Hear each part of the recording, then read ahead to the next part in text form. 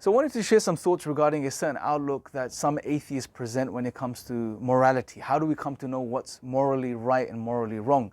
And Sam Harris, in his book, The Moral Landscape, he also presents this idea where he says, good is what results in human flourishing, and bad is what results in human suffering. Now, other atheists will slightly tweak this and say, good is what results, or good is whatever results in the good for the collective, the society, and bad is whatever results in the harm or deterioration of society.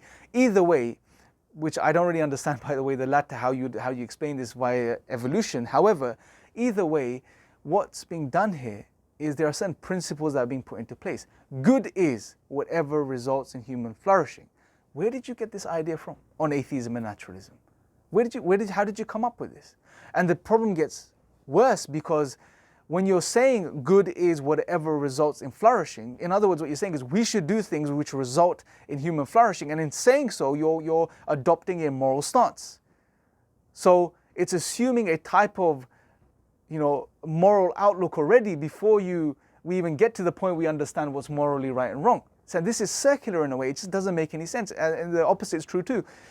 Bad is whatever results in suffering. Okay, so therefore we shouldn't do things which result in suffering. And in me saying this, in me just suggesting this, I am taking a moral stance. But what's put me in the position to take this moral stance? Where do I get this moral outlook from before I've even established how we get to know what's right and wrong? Right? So there's some big problems here. And at the end of the day, this will just, again, reduce morality down to being subjective, subject to our understanding, or more specifically, subject to the principles that we put into place, which are leading us to the conclusions that we're coming to. Right? So whichever way you look at it, on atheism or naturalism, morals are reduced down to nothing but being just subjective ideas, right? Subject to your own understanding, subject to the collective, the society, subject to evolution. Because if morals had just evolved, well, there's nothing, evolution doesn't suggest that, what's objectively right and wrong. It's just based on whatever is conducive to survival. If you had evolved under different conditions, we would have had a totally different moral outlook, right? So it's subject from that perspective, subject to evolutionary change. So that's what I wanted to put out there. Now, I would love to know your thoughts as well regarding this and morality from the perspective of naturalism and atheism. Now, what's interesting, Sam Harris, when he's challenged on this, he just says, well, he boils it down to intuition. This idea is just intuitive, right? Now, that doesn't make it objective, I guess, in any sense from that perspective.